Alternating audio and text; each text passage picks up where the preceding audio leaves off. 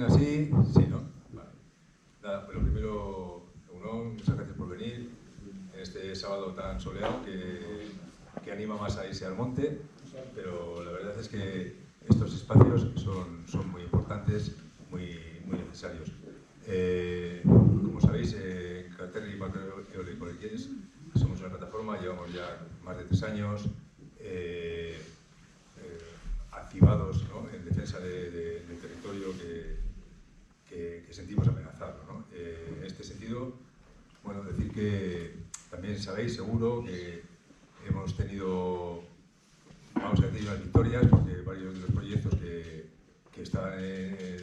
estaban propuestos, pues bueno, se han ido cayendo, tanto el de Alenmeyo como los de Balmaseda. Nos queda bastante por hacer, porque ahora mismo está abierto el de su puerta, pero hay una sensación, es cierto, de que el problema, hay una forma un poco de decir de desactivación, ¿no? Parece que efectivamente nos hemos reunido, nos hemos juntado para luchar contra esto y hemos ganado, y entonces pues nos estamos relajando, pero nada más lejos de la realidad. Nos queda mucho trabajo que hacer, nos queda mucho que reflexionar, sobre todo porque el momento es complejo porque no es no a las renovables, como sabéis, ¿no? Es no así, pero hay que trabajar ese así, ¿no? Es muy importante que trabajemos ese así. Tenemos a Adrián, que nos va a ayudar en ello, que investiga, que tiene varios libros escritos, y seguro que de aquí van a salir cosas muy ricas. Deciros también, antes de darle paso y de presentarle, que estamos en un momento en el que esa desactivación que os digo,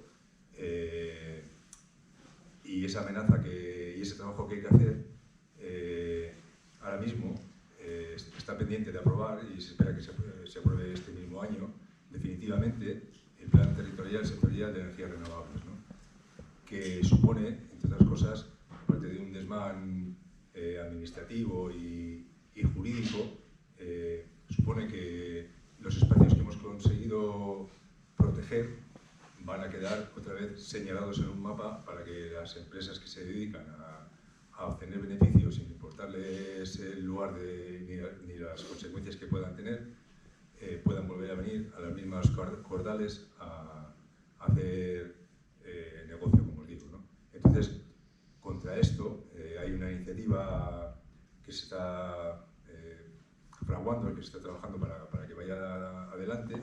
Ese es LPS ONIES, no a este PTS, que pretende judicializar el proceso una vez que se apruebe, al menos en principio a nivel administrativo, y que estamos recogiendo fondos para ello, ¿no?, para apoyar para todo el tema, porque es una cuestión, pues bueno, pues ya sabéis que luchar contra el que hace la ley va a ser complicado, lo sabemos, pero también sabemos que no nos queda otro remedio, y que esta forma de resistencia tiene muchos ámbitos, y uno es ese, uno es el jurídico, es hacer una estrategia jurídica como hay que hacer otras, ¿no? Entonces, bueno, por eso hemos puesto ahí una mesa, os animamos, si podéis colaborar de alguna manera, pues todo viene bien para la causa, ¿eh? Y nada, y no le robo más tiempo a Adrián Almazán, es profesor de la Universidad Carlos III, ¿no?, si no me confundo, tiene escrito varios libros sobre el crecimiento, es investigador, y sobre todo es un comunicador muy bueno y muy ameno. Y nada, luego habrá un turno de preguntas y espero que sea muy rico. Muchas gracias por venir a verte, muchas gracias, Adrián, y te dejo la palabra. Muchas gracias a vosotros. Muchas gracias por la invitación, y también un poco por considerar que tengo algo que aportar a los debates que estáis teniendo en este territorio. Yo la verdad es que quizá ya por deformación de que me dedico a dar clases de filosofía, creo que más que dar certeza solo plantear preguntas. Y en ese sentido, pues la situación también actual yo creo que anima precisamente a la humildad, ¿no?, a asumir que hay muchas dificultades para saber exactamente qué va a ocurrir, ¿no?, y que seguramente tienen muchas aristas los procesos sociales en los que estamos inmersos, ¿no?, y que, bueno, lo relevante, yo creo, lo más importante probablemente hoy es que pues, fundamentalmente los territorios y las personas que los habitan pues hagan lo que estáis haciendo, ¿no? O sea, básicamente pues entender que son actores claves, ¿no? Actores democráticos que tienen que precisamente poder participar en ese tipo de cuestionamiento, ¿no? Y tener una incidencia directa en las decisiones que se tomen, ¿no? Porque yo creo que seguramente, ¿no? Casi con 100% de seguridad en este contexto de incertidumbre, si se sustrae a los territorios la capacidad de posicionarse, las decisiones que se tomarán serán las peores posibles, ¿no? Y además, sobre todo, pues aquellas que justamente van a alimentar los intereses de unas pocas personas, ¿no? Y no van a garantizar pues, el sostenimiento de la vida en sus términos más amplios de los territorios que habitamos.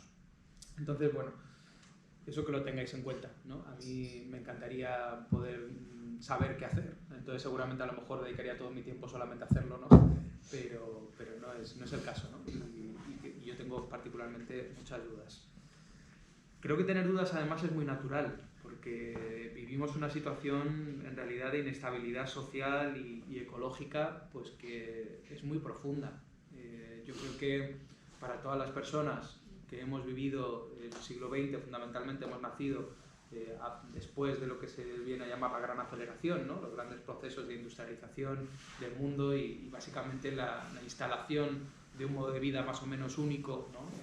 Del que luego discutiré un poco más.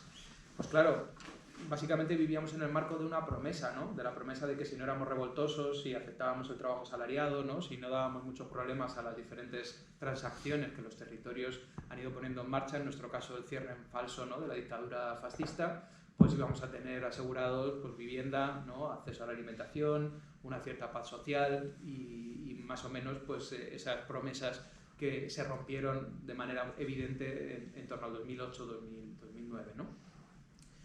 Y como de alguna manera en términos sociales ese pacto está roto, pues yo creo que hay un momento de incertidumbre que ha tenido expresiones hermosas, ¿no? Expresiones de solidaridad, expresiones de reactivación del conflicto democrático, ¿no? De volver de alguna manera a decir, bueno, pues quizá la vida no tiene que ser solamente esto, ¿no? Queremos aspirar a algo más, pero que también tiene expresiones preocupantes, ¿no? Expresiones de xenofobia, ¿no? Expresiones de miedo, expresiones de odio, que de alguna forma pues, se van articulando en muchas, no solamente opciones políticas, sino corrientes de opinión, ¿no? E incluso sentires sociales. Porque seguramente tiene razón Yayo Herrero cuando dice que lo que compartimos todos un poco transversalmente hoy es nuestro miedo al futuro, ¿no? Hemos pasado, digamos, de momentos en donde lo que teníamos era confianza en el futuro, incluso fe en el futuro, a vivir en un momento donde tenemos miedo al futuro, ¿no? Y tenemos que ver cómo elaboramos ese miedo al futuro, porque de alguna manera es la masilla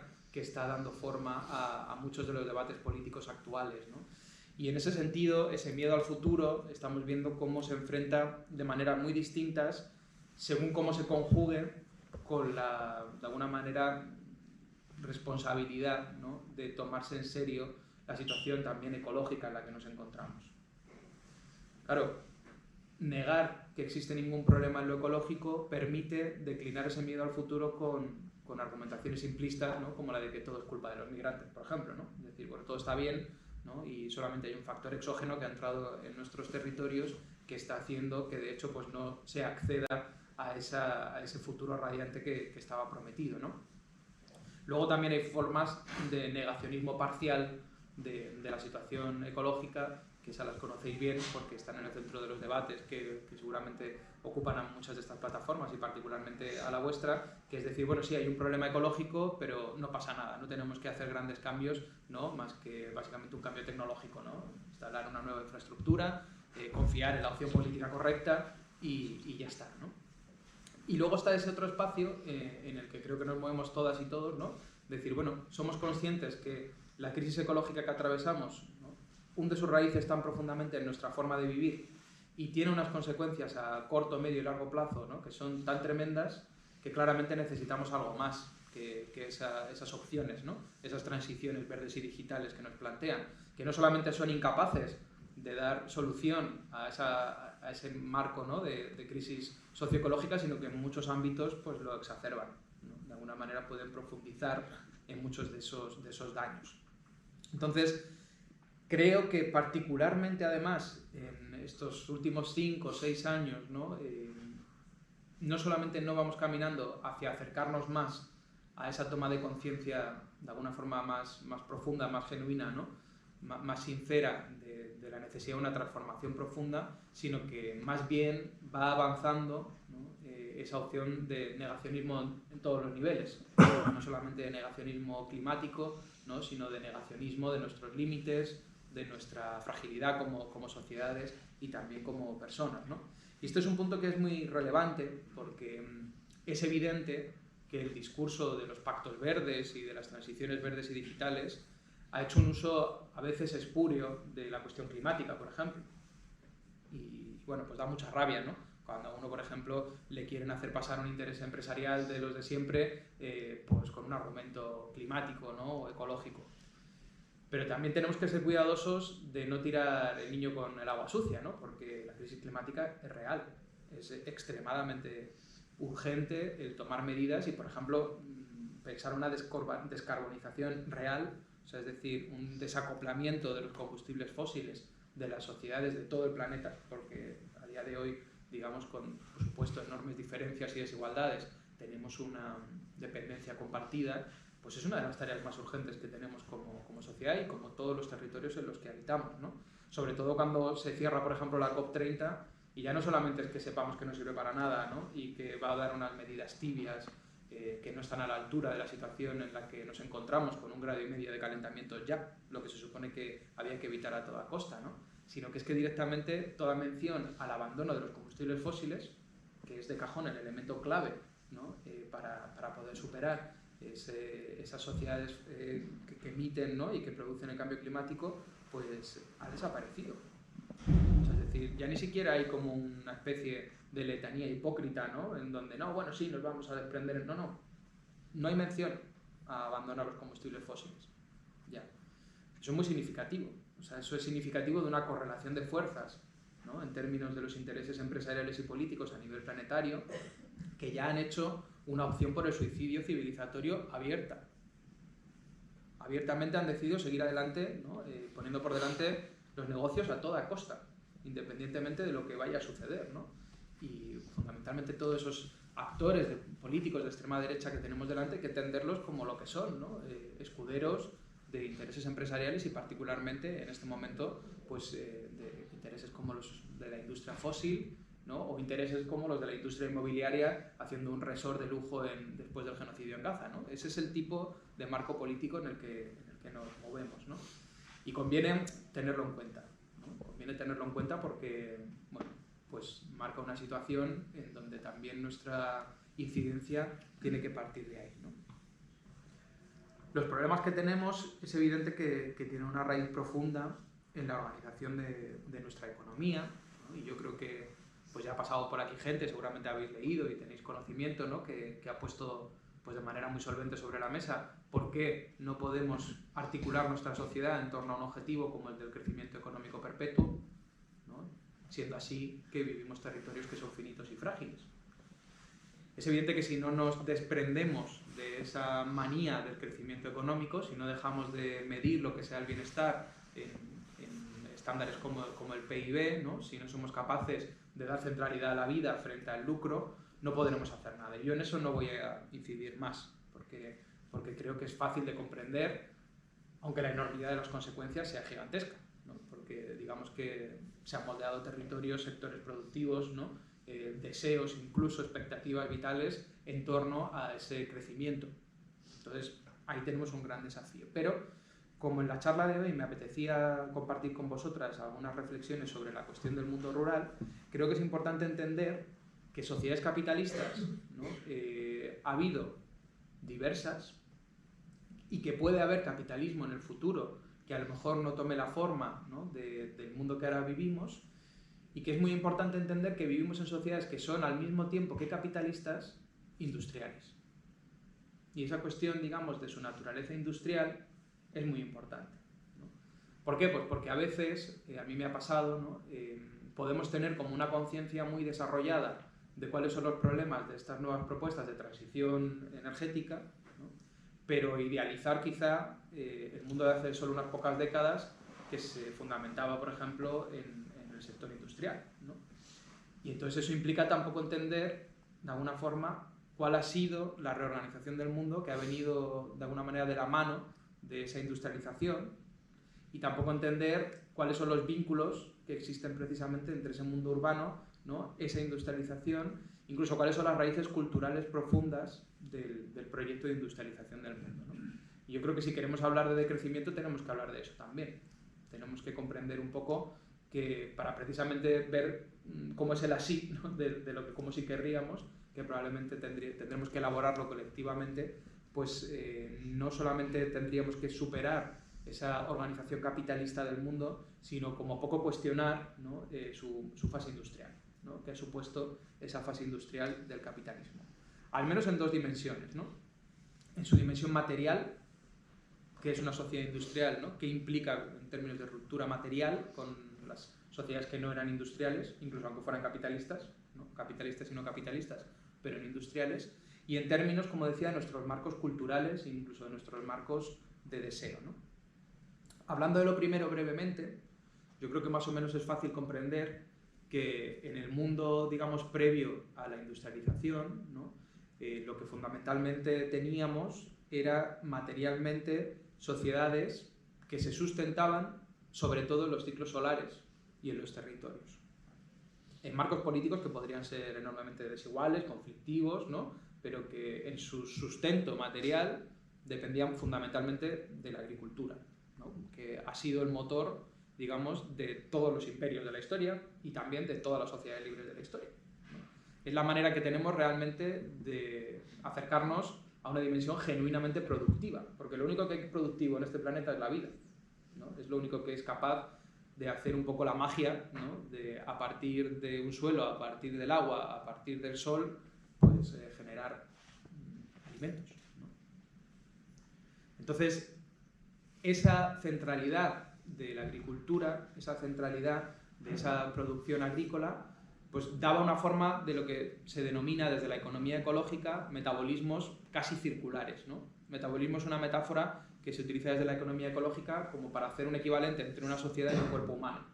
O sea, igual que nosotros tenemos un metabolismo porque tenemos que alimentarnos para hacer las funciones que normalmente hacemos y generamos unos residuos, ¿no?, pues se plantea que las sociedades tienen un metabolismo, ¿no?, porque tienen que buscar insumos, materiales y energéticos, desarrollar sus funciones normales y generar residuos, ¿no? Esas sociedades de base agrícola, pues sus insumos, como decía antes, eran fundamentalmente la energía solar, ¿no?, y algunos materiales que eran muy abundantes en la corteza terrestre o que eran directamente bióticos y por tanto renovables en sentido profundo, ¿no?, porque realmente pueden reaparecer. Pues los bosques comunales, por ejemplo, son un buen ejemplo de ese tipo de gestión, ¿no? Yo puedo tener leña todos los años y si hago un buen manejo nunca voy a dejar de tener leña, ¿no?, porque realmente hay una reproducción real. Igual que si yo hago un buen manejo de la tierra, pues puedo tener no solamente, ¿no?, una productividad, ¿no?, una fertilidad que se mantiene, sino que incluso a lo mejor hasta se puede ampliar, ¿no?, porque muchas sociedades tuvieron y tienen una intervención positiva en el entorno. Una de esas es más biodiversa que un bosque de encinas, por ejemplo, ¿no? O sea, un correcto manejo puede llegar a ser incluso más favorable para la naturaleza, ¿no? Y se habla de circularidad porque, ¿qué ocurre? Con esas fuentes primarias, los procesos normales, alimentarse, construir viviendas, ¿no?, calentarse, etcétera, pues apenas generaban ningún residuo que no fuera el punto de partida de un nuevo proceso, otra vez. En la agricultura tradicional es muy evidente, ¿no? Si tú haces un manejo sin tóxicos, fundamentalmente, pues todo lo que sale de tu proceso de producción de alimentos es en realidad el insumo que le vuelve a dar fertilidad a la tierra, ¿no? Es algo hermoso en ese sentido, ¿no? Son procesos sin residuos. Además, ¿no?, no había necesariamente o de manera muy intensa una dimensión extractivista, porque, claro, si tú no dependes fundamentalmente de metales, como sucede hoy, o de los que dependes son o muy abundantes, ¿no?, o de alguna manera muy fáciles de reutilizar, como por ejemplo el hierro o el cobre, ¿no?, o sea, metales que son muy fáciles de volver a amalgamar, de volver a forjar, ¿no?, de volver a utilizar, las necesidades que tú tienes de realizar procesos extractivos son muy pequeñas. Tanto es así que culturalmente, por ejemplo, la minería ha estado mal vista hasta prácticamente el siglo XVI-XVII, hasta el nacimiento del capitalismo, ¿no? O sea, hasta el nacimiento del capitalismo la minería la hacían siempre presos, trabajos forzados, ¿no? Y de hecho se percibía como un elemento, digamos, antinatural, ¿no? Porque era trabajar bajo tierra, en la oscuridad, ¿no? Arrancando materiales de las entrañas de la tierra. Uno puede encontrar a los clásicos romanos, por ejemplo, ¿no? Haciendo afirmaciones de ese tipo y ver que, como yo investigo sobre esas cosas, me interesó cómo fue el conflicto cultural cuando en el siglo XVII, ahí sí el capitalismo empezó a necesitar, a tener acceso a más recursos, ¿no? Y empezó a tener que dar fundamentaciones de por qué eso sí se tenía que hacer, ¿no? Y curiosamente, por ejemplo, eso supuso trastocar el tipo de relación y de concepto que se tenía de la naturaleza, ¿no? Porque se decía en esa época que si la naturaleza es una madre dadivosa, supuestamente decís, ¿no? Pues entonces, ¿qué madre? Más bien es una madrastra, ¿no? Porque sus elementos valiosos los ha ocultado bajo tierra y nos obliga a tener que ir a por ellos, ¿no? Es muy interesante ver cómo hay una cierta transformación incluso de la noción de naturaleza, ¿no? Entonces, el inicio de los metabolismos industriales, primero con una pequeña industrialización que se hizo a base de viento y agua, ¿no? Cuando se extendieron un montón de molinos en el centro de Europa, ¿no? Y molinos de agua y molinos de viento, que pusieron en marcha los primeros procesos industriales, pero fundamentalmente con la introducción masiva de los combustibles fósiles, ¿no? De los metales y de otros minerales raros, supone un cambio de 180 grados con la anterior, ¿no? Si teníamos circularidad, ahora tenemos linealidad. Eso es decir, los procesos tienen que empezar por un momento de extracción, y extracción genuinamente no renovable, ¿no? Porque se habla de producción de petróleo. El petróleo no se produce, se extrae. El carbón no se produce, se extrae, ¿no? Incluso el fósforo, por ejemplo, en la Sáhara ocupada hoy para la agricultura no se produce, se extrae, ¿no? De hecho, hubo procesos extractivos locos en los inicios de la industrialización de la producción de alimentos. Por ejemplo, hubo la fiebre del guano, ¿no? En el siglo XIX de repente se volvieron locos por raspar de todas las piedras posibles los restos de excremento de aves, ¿no? Y de murciélagos para poder sostener, ¿no? Esas nuevas prácticas de producción que ya no se podían permitir, por ejemplo, el esperar un barbecho, ¿no? Tenían que ser productivos permanentemente, ¿no? Entonces, esa lógica de extracción, ¿no? Que viene acoplada a esa lógica lineal, no solamente supone el deterioro de los bienes fondo, ¿no? Porque ya no me sirve, por ejemplo, hacer un manejo del bosque en donde pueda, pues, cortar un poco de leña, ¿no? Y luego volver al año que viene cortar otro, sino que corto el bosque, ¿no? Así tengo acceso a toda la leña que quiero, sino que además y sobre todo ha generado un enorme problema de residuos y de tóxicos. Que los tóxicos es una cosa que prácticamente nos hemos inventado, ¿no? como especie, porque el conjunto, digamos, anidado de los ecosistemas en procesos de coevolución larguísimos, lo que han hecho ha sido acoplarse para que siempre el fin de algún proceso sea el inicio de otro. Y excepto los pequeños tóxicos de autodefensa, ¿no? que encontramos en algunos animales, ¿no? Pues nadie genera tóxicos con su propio cuerpo, ¿no? O sea, nuestras heces no son tóxicas, ¿no? Tienen su momento y su lugar para acoplarse, ¿no? Lo que hemos generado como tóxicos son todos esos elementos que hemos hecho aparecer en la corteza terrestre cuando no existían y que no tienen ningún, digamos, lo que se llama técnicamente ninguna cadena metabólica en la que insertarse. Y cuando uno estudia, por ejemplo, la situación de extralimitación planetaria, ¿no? O sea, la situación de crisis ecosocial medida en cuáles son los elementos o los límites que estamos superando, por ejemplo, el agua potable o el propio cambio climático o la pérdida de biodiversidad, el problema con lo que se llaman elementos, ¿no? Extraños o elementos novedosos es brutal, ¿no? Porque de repente tenemos plásticos, tenemos químicos, tenemos pesticidas, tenemos venenos de todo tipo que no pueden hacer nada más que circular en todos los ecosistemas, ¿no? Intoxicando por el camino a los vivientes con los que se encuentran, porque no hay ninguna otra, digamos, cadena metabólica que lo pueda incluir. Las bacterias, que siempre son las más sabias y las más rápidas del conjunto de los vivientes, son de las primeras que se están un poco adaptando a la presencia de esos tóxicos, ¿no? Porque tienen esa capacidad evolutiva más rápida. Son las primeras que pueden comer plástico o las primeras que pueden vivir en ambientes extremófilos, como por ejemplo los que hay en Huelva, ¿no? El río Tinto con la enorme contaminación industrial, ¿no? Pues incluso ahí la vida ha prosperado, ¿no? Pero nosotros no podemos. O sea, nosotros básicamente nos enfermamos y eso nos pasa, ¿no? Los microplásticos, todo tipo de tóxicos, ¿no? La contaminación del aire, la contaminación del suelo, del agua, lo que es un vector de enfermedad para nosotros y nosotras, ¿no? Y además un vector de enfermedad que está aquí para quedarse. Porque el plástico, por ejemplo, ¿no? Es una catástrofe planetaria. No solamente porque inunda, ¿no? Las aguas y las tierras, sino porque básicamente como no desaparece, o se quema y entonces pasa a estar en el aire, o se descompone y se convierte en microplástico que por ejemplo, está presente en todos nuestros torrentes sanguíneos, ¿no? Incluso en nuestros cerebros. Ha habido ahora estudios recientes que identifican microplásticos en el cerebro y no se sabe qué resultado puede tener. Hombre, se sabe, ¿no? Que el estado de salud va empeorando a nivel global, paradójicamente, ¿no?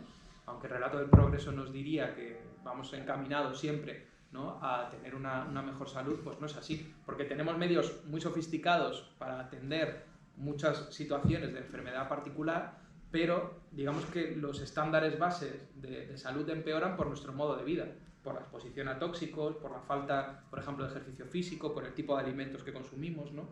Y esta exposición a tóxicos es muy importante y sería además, pues podríamos dar toda una conferencia de cómo además encima tiene una cierta sensibilidad a la cuestión de género, ¿no? Porque, por ejemplo, los tóxicos industriales de los cosméticos o de los productos de limpieza pues afectan mucho más a las mujeres en términos de salud que a los hombres, ¿no? Por la composición de grasa permanente, por ejemplo, en el cuerpo, ¿no? Por tanto, la configuración metabólica, ¿no? Usando esa palabra que antes he introducido, de las sociedades industriales, es un problema. Es un problema porque al mismo tiempo que requiere de esos materiales que son finitos, ¿no? Y que para acceder a ellos hace falta destructividad social y natural, porque no he entrado en la cuestión colonial, pero bueno, esta es central. Desde los orígenes ese metabolismo se ha sustentado precisamente, ¿no? en una lógica colonial con la naturaleza y con los seres humanos. Podemos pensar desde la plata del Potosí, ¿no? Hasta las tierras raras y el litio, ¿no? Hoy seguimos viendo más o menos la misma historia, pero con un relato a veces y con un marco legal más sofisticado, ¿no? Pero no solamente eso, digo, requiere esa destructividad social y natural de partida, sino que es un vector de toxicidad, ¿no? Y además un vector que está destinado a enfrentarse con límites permanentemente, ¿no?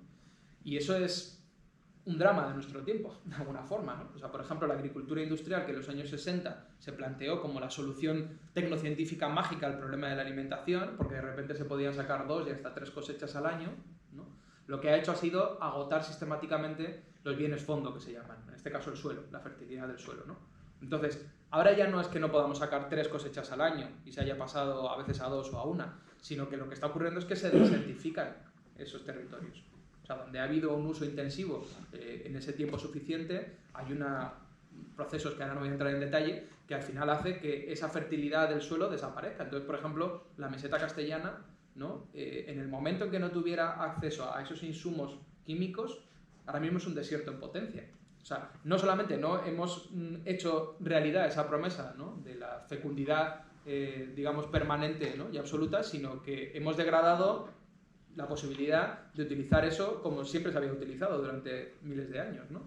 Y eso ocurre lo mismo cuando hablamos del cambio de uso del suelo, con la extensión de la urbanización, ¿no? De los tóxicos, etc., ¿no? Entonces, ese metabolismo industrial es el gran problema, ¿no? Que tiene muchas expresiones. Tiene la expresión ahora de los macroproyectos de producción de energía, ¿no? Pero antes tenía otra expresión, que eran las industrias en las riberas de los ríos contaminándolos sistemáticamente, ¿no? O sea, no son dos cosas distintas. De hecho, ese es el gran problema, que no son dos cosas distintas, sino que hay una continuidad de una cosa en la otra, realmente, ¿no? Pero claro, los problemas no son solamente materiales, sino que hay que entender, y eso pues creo que nosotros desde las humanidades lo podemos hacer quizá mejor, ¿no? Que desde las ciencias naturales, ¿no? Yo de hecho estudié física, cuando terminé física me interesó más estudiar esto, porque creo que es muy necesario para comprender cómo se organizan las sociedades y cómo se transforman, ¿no? Y es que hay que comprender que la industria no solo es una organización del mundo, sino que es una organización cultural, y una organización también de nuestros deseos y de nuestras expectativas y de nuestra manera de comprender lo que somos y lo que queremos, ¿no? Y esto sería muy largo de discutir. Os recomiendo mucho un libro que se llama Autonomía y subsistencia, de Aurélien Berland, porque yo creo que él estudia con mucha profundidad qué significa la transformación cultural que vino asociada a la industria, pero él ahí tiene una idea que me gusta mucho, que él la denomina, ¿no? De alguna manera, el proyecto de la liberación. O sea, cómo la industria ha prometido, la industrialización ha prometido al conjunto de la humanidad que se va a poder liberar. Que todos vamos a poder ser como señores, ¿no? Como ricos, de alguna forma. Porque vamos a poder hacer, ¿no? A otros lo que nosotros no queremos hacer, ¿no? Entonces, claro, hacer a otros, eso es algo muy viejo en la historia, ¿no? Pues eso es lo que han hecho siempre los ricos cuando han tenido esclavos, o lo que han hecho los hombres cuando han hecho que las mujeres hagan las tareas que ellos no querían hacer, ¿no? La raíz, digamos, básica yo pues no tengo que hacer nada.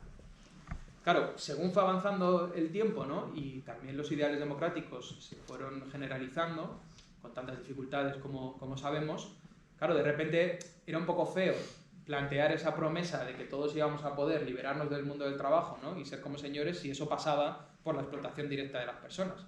Aunque bueno, si vivían en otro continente y eran negros no pasaba nada, ¿no? Pero bueno, parecía como que quedaba feo, ¿no? El que eso fuera el discurso explícito.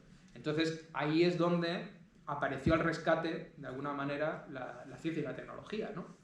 Porque la ciencia y la tecnología lo que nos ha prometido de alguna forma es que nos puede liberar de todas esas tareas sin mediar dominación de ninguna persona, ¿no? Porque si de alguna forma hay una enorme máquina, por ejemplo, que realiza el trabajo en la mina, pues no tenemos que tener ni a esclavos ni a obreros haciéndolo, ¿no? Si tenemos la rumba, pues ya no hace falta que nadie nos barra en casa, por poner un ejemplo un poco más cómico, ¿no?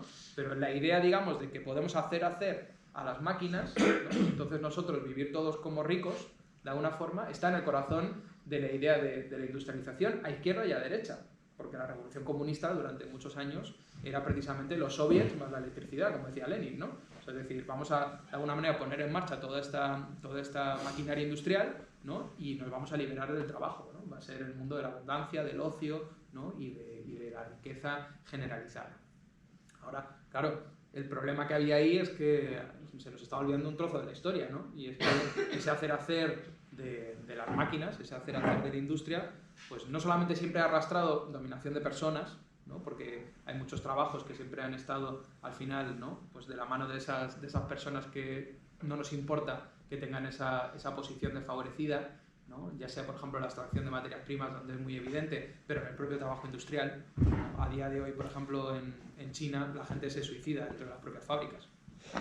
Y esto fue muy sonado hace solo unas pocas décadas. En las fábricas donde se fabrican los smartphones, por ejemplo, hay un régimen prácticamente, ¿no? de guerra. La gente no puede salir de donde está, tienen controlado el acceso y la salida. Muchos son migrantes rurales que están en situación irregular en términos de papeles y por tanto dependen, ¿no? de la fábrica para todo, ¿no? No tienen derecho a huelga, no tienen derecho a sindicación y una forma de protesta que se generalizó fue el suicidio, ¿no? Y hubo un caso que trascendió porque era un obrero que también escribía poesía y algunos ensayos y antes de morir dejó escrito un pequeño libro que se publicó, está accesible en castellano, ¿no? Y nos abrió esa pequeña ventana. Pongo ese ejemplo, podríamos poner millones, ¿no? Y por supuesto la destrucción de la naturaleza. ¿Claro? Al final toda esa sostener, ¿no? Nuestro deseo de vivir como ricos, nuestro deseo de viajar a donde nos dé la gana, ¿no? De consumir todo lo que sea necesario, de estar en Balmaseda pero poder consumir, ¿no? Un alimento de cualquier lugar del mundo, pues se ha sustentado precisamente sobre ese tipo de impactos naturales, ¿no? Entonces tenemos un problema también culturalmente, ¿no? Porque en esa idea de progreso, en esa promesa de que nosotros vamos a poder liberarnos, ¿no? y básicamente vivir como ricos, ¿no? Pues hay una trampa, de alguna forma, ¿no? Hay un precio oculto al que no queremos atender, ¿no? Y que tiene una raíz muy, muy profunda. Esto ya sería hablar de cosas, ¿no? Quizá más profundas, pero bueno, en el fondo está nuestra negación a asumirnos como animales y como mortales.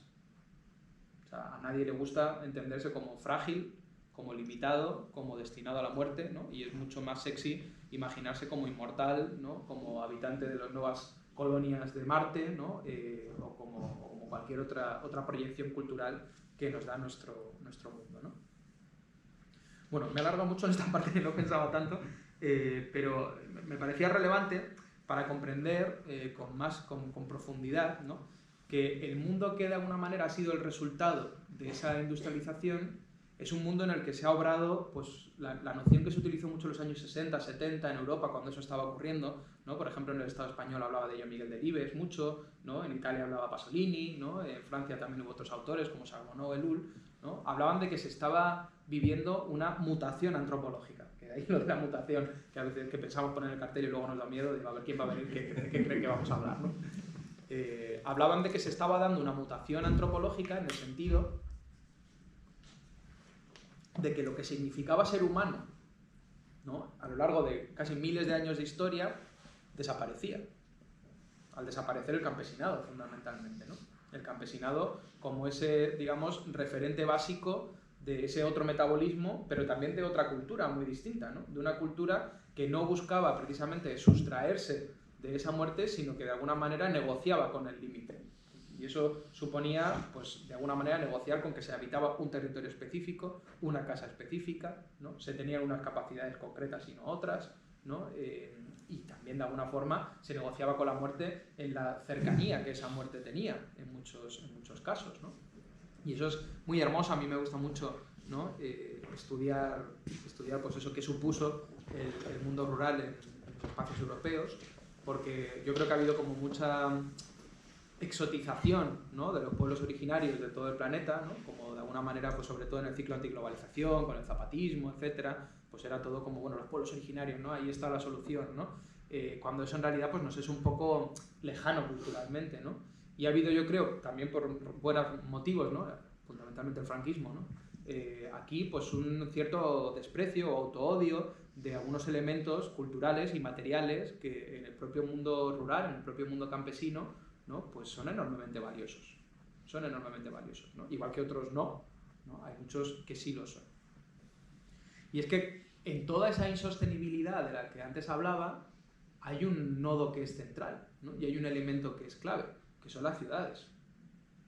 Y esta es otra cosa que hay que poner sobre la mesa con toda claridad, ¿no? El resultado último de esa insostenibilidad del capitalismo industrial es las megaurbes y el modo de vida urbano, que aglutina en sí, ¿no? Pues todas estas problemáticas, porque se ha construido un espacio que no tiene ninguna apenas capacidad productiva real, ¿no? Es un espacio de puro consumo y de puro desecho, pero es que además que culturalmente funciona como una cámara de eco en que cualquier valor que no sea precisamente el de ese consumo, pues tiene muchas dificultades para avanzar. Y esto no es una negación de la ciudad en la historia, ¿no? Era otra cosa muy distinta.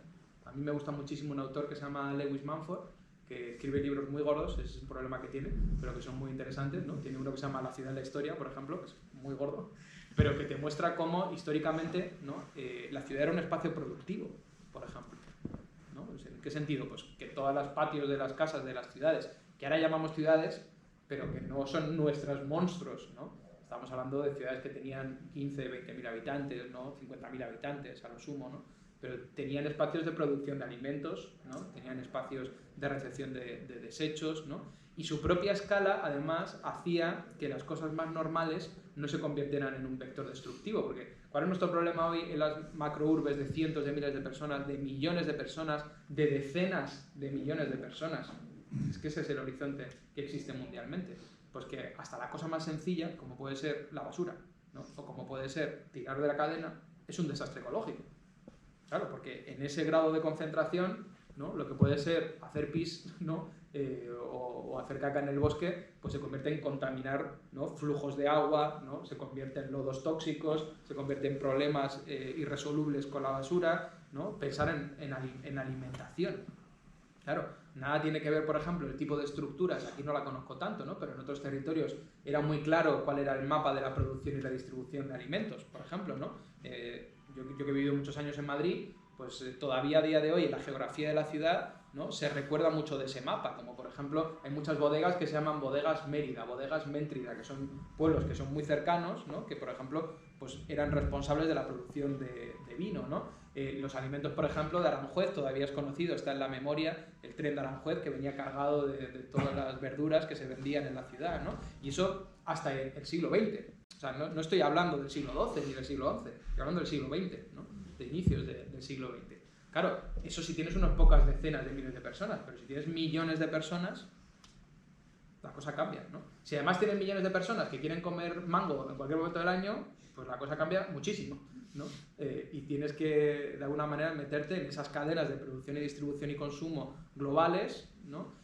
También tienes que meterte en las prácticas industriales de sostenimiento, ¿no? Y de conservación de esos alimentos, y luego ya directamente caes en los problemas que son directamente como de, no sé cómo llamarlo, pero de irracionalidad capitalista más profunda, ¿no? O sea, pensemos en la industria de producción de carne en el Estado en general, ¿no? O sea, cómo tenemos hoy una especialización productiva de las macrogranjas porcinas, ¿no? Muy instaurada en zonas de Cataluña, en zonas de Castilla, ¿no? Que son meramente exportadoras, porque casi todo ese cerdo en realidad es para que se coma en China, que además se sostiene en el monocultivo de soja, ¿no? En el cono sur, que está en la raíz del deterioro de tierra, de salud y de agua en toda esa región, ¿no? O sea, estamos en ese tipo de lógicas insertos, ¿no? Pero la ciudad y el modo de vida urbano son sin duda pues uno de sus nodos más problemáticos, ¿no? Ahora, hay que tener mucho cuidado.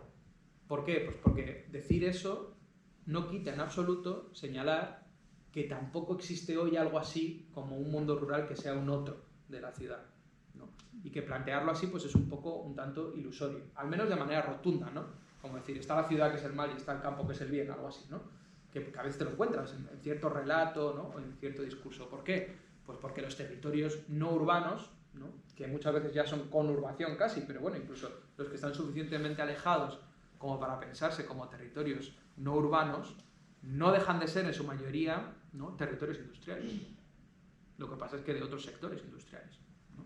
De la agroindustria, de la industria forestal, ¿no? Porque los pinos de repoblación o los eucaliptos, esos paisajes que vemos ahí, eso no es un paisaje natural, eso es un paisaje industrial, ¿no? Que tiene una lógica extractiva y que no es sostenible bajo ningún parámetro de sostenibilidad ecológica ni social tampoco.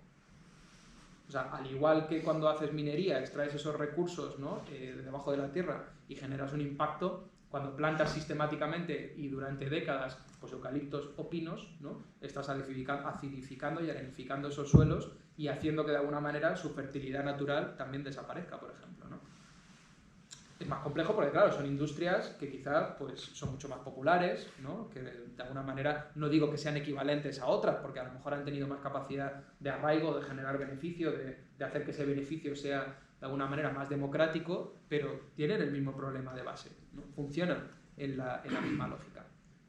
Eso por no hablar de nuevas industrias como la industria del turismo, ¿no? O por no hablar también de la dificultad que existe a día de hoy por el marco social en el que nos movemos, ¿no? Para desengancharse de los espacios urbanos, de los metabolismos urbanos. O sea, por ejemplo, en términos de transporte, ¿no? O sea, habría que pensar muchísimo las zonas no urbanas en términos de transporte para que estas se articularan en un marco razonable, ¿no? Porque si dependen fundamentalmente del coche y del coche de combustión, porque encima además son zonas más deprimidas que no tienen acceso a otro modo de transporte, ¿no? Pues eso es un problema, ¿no? Entonces, simplemente hay que comprender que cuando se habla de decrecimiento, lo que se habla es de una transformación social general, ¿no? Y se habla de rearticular el territorio de otra forma, ¿no? Fundamentalmente, pues rearticularlo, yo creo, en torno a otros valores, otros principios de base. O sea, frente a la producción de beneficio, ¿no? El sostenimiento de la vida. Frente a esta idea de extractivismo, de alguna manera, ¿no? Este productivismo del progreso, pues asumir una cultura de los límites, ¿no? Y frente a esta desdemocratización que ha supuesto, yo creo, ¿no? Esa gran mutación, pues una apuesta por la autonomía, ¿no? Por la autonomía material, o sea, por la capacidad de las gentes y de los territorios de sostener sus necesidades, pero también por una autonomía política, ¿no? Que implica el conflicto. Y por eso digo que existan personas en un territorio que simplemente digan nosotros tenemos y queremos tener algo que decir sobre lo que aquí ocurre es muy valioso, porque supone un ejercicio de democracia directa, un ejercicio de construcción de autonomía política, ¿no? Y eso es crucial, ¿no? Bueno, desde esa base entonces, ¿no? Y para ir cerrando, de crecimiento desde el territorio rural, ¿no? Lo titulábamos a la charla. ¿Por qué? Pues porque yo creo que conviene pensar pues cuáles son las, digamos, especificidades de lo que hoy podríamos llamar territorios no urbanos, ¿no? Y por qué es importante pensar desde ahí, ¿no? Tanto en la historicidad de cómo se han construido esos territorios no urbanos, como en las potencialidades que yo creo que tienen para convertirse en posibles motores precisamente de esa opción política decrecentista y de ese tipo de transformaciones, ¿no? En el primer sentido, es, yo creo, extremadamente relevante comprender, digamos, nuestros territorios no urbanos en su historicidad. ¿Y por qué digo esto? Pues porque, claro, el referente que tenemos de mundo rural, de manera más cotidiana y culturalmente, es un mundo rural muy particular, que es el mundo rural que surge del golpe del Estado fascista, ¿no? Y que eso, de alguna manera, lo marca de muchísimas formas, ¿no? Lo marca en términos sociológicos, en términos culturales, en términos de distribución de la tierra, ¿no? Muchas lógicas que yo creo que con muy buen sentido han hecho que para generaciones de personas, pues esos territorios rurales hayan sido sentidos, ¿no? Vividos y recordados como espacios enormemente hostiles, indeseables, ¿no? Y sin ningún tipo de potencial político ni vital, ¿no? Y yo creo que no es casual que, digamos, muchas personas hayan sido o forzadas, ¿no? O hayan deseado abandonarlas finalmente, ¿no? O sea, y lo digo yo, que mis abuelos, por ejemplo, vivían en Ávila y eran esclavos, porque es la palabra, ¿no? O sea, trabajaban desde los 6 años a cambio de comida para su familia, ¿no? Claro, es lógico que mis abuelos, en cuanto pudieran salir de ahí, pues quisieran ir, lógicamente, ¿no? Entonces, el hecho de que de alguna manera ese haya sido el marco, pues claro, dio lugar a todo lo que sabemos en términos de patriarcado, ¿no? En términos de una cultura monolítica, ¿no? En donde la protesta estaba totalmente prescrita, pero también, y eso se nos olvida más, y yo creo que eso se está empezando poco a poco, ¿no? A poner más sobre la mesa y a investigar más, hay que entender que el franquismo ya trató los territorios no urbanos, ¿no? Como una especie de, básicamente, bueno, reserva o materia prima para su proyecto, ¿no? Que sobre todo a partir de los años 50, porque antes era un poco distinto, pero sobre todo a partir de los años 50 fue un proyecto meramente urbano, ¿no? El proyecto de la modernización, ¿no? El proyecto guiado por los ingenieros del Opus y el proyecto de hacer de España una grande y libre, ¿no? Pues una potencia en términos sobre todo pues turísticos, ¿no? y otros que conocemos, ¿no? Entonces, hay una noción que yo creo que es muy importante tener en mente, y es que el franquismo básicamente lo que buscó fue un vaciado sistemático de los espacios no urbanos, ¿no? Porque la gente molestaba para lo que eran sus grandes proyecciones en términos, ¿no? Industriales e infraestructurales. Y ahí, por ejemplo, podríamos pensar en dos grandes conflictos que son paradigmáticos de todo eso, que se alargaron hasta la transición, ¿no? Y yo creo que muchos habéis seguramente vivido, que son los conflictos contra la construcción de presas, ¿no? O sea, el proyecto, digamos, de la construcción de presas supuso el vaciado de muchos de esos territorios, directo por ahogamiento, ¿no? O indirecto, precisamente, por imposibilidad de rearticular ningún otro, digamos, espacio productivo y económico. Y eso, de alguna manera, supuso, ¿no? Pues la selección directa de algunas zonas como zonas de sacrificio, ¿no? Como zonas de abandono, ¿no? En paralelo, también las grandes repoblaciones forestales. O sea, el gran plan de reforestación, ¿no? Que se vivió en muchos territorios, pues en Aragón, por ejemplo, es muy patente, ¿no? Pero hay otros, supuso también, o tenía como punto de partida, ese vaciamiento sistemático del territorio. Entonces, digamos que el franquismo ya construyó, ¿no? Un territorio muy polarizado. Eso que ahora se habla de España vaciada, justamente pensando en ese vaciamiento, pero que creo que en términos, por ejemplo, ¿no? de Euskal Herria, tiene su expresión también en comarcas como esta, por ejemplo, ¿no? Suponía básicamente concentrar la riqueza en muchos de esos centros urbanos, ¿no? Y vaciar y concentrar muchas de las industrias más extractivas, ¿no? Más impactantes, más contaminantes, en esos otros territorios que estaban ya de alguna manera posicionados como espacios de sacrificio, ¿no? Eso en Galicia es paradigmático, por ejemplo, ¿no? Que digamos es algo muy, muy presente. Y eso es lo que hoy, ¿no? Hemos visto, por ejemplo, reproducirse, ¿no? En esta lógica de las nuevas industrias, ¿no? De la instalación de macrogranjas, de la instalación de macroinstalaciones eléctricas, ¿no? Etcétera, que vuelven a seleccionar las mismas zonas, ¿no? Con la misma lógica de sacrificio que ya seleccionó el franquismo en su momento, ¿no? Y eso también es importante, porque si uno ve un mapa y lo ve en paralelo, ve que hay un continuo, ¿no? Hay un continuo de esas especializaciones, ¿no? de sacrificio, que ahora es sacrificio verde. Ahora, por ejemplo, en las investigaciones se habla del sacrificio verde, ¿no? Lo vemos a nivel global, evidentemente, ¿no? Como de nuevo los espacios del sur global pues están, bueno, situados como espacios de sacrificio, netamente, ¿no? La transición verde digital europea pues requiere, ¿no? de reforzar el extractivismo en territorios de todo el planeta, ¿no? En territorios del Congo, en territorios del Cono Sur, ¿no? Etcétera, que directamente pues, se tienen que poner al servicio de lo que aquí es necesario, a veces de forma pues, obscena, ¿no? Por ejemplo, el gran corredor del hidrógeno que se planteaba con centro en Alemania, ¿no? Financiado con fondos de la Unión Europea, que quería venir desde el centro de África, atravesando todo el norte, ¿no? Y la península ibérica, parecía un proyecto de nazis, ¿no? O sea, era como una especie de cosa muy, muy obscena, ¿no? Pero a veces es más sutil, ¿no? Porque vendido a través del marco del comercio mundial, ¿no? Y de los acuerdos de libre comercio, etcétera, se reproduce esa especialización productiva de muchos espacios del sur global, ¿no? pero al interior de la península también, ya digo, también lo vemos, ¿no? También lo vemos como eso se repite. Y desde ese prisma del proyecto del vaciado, vivir, existir en esos territorios es ya en sí una apuesta política muy importante, ¿no? O sea, se habla ahora de que no se existen estos territorios, se reexisten, ¿no?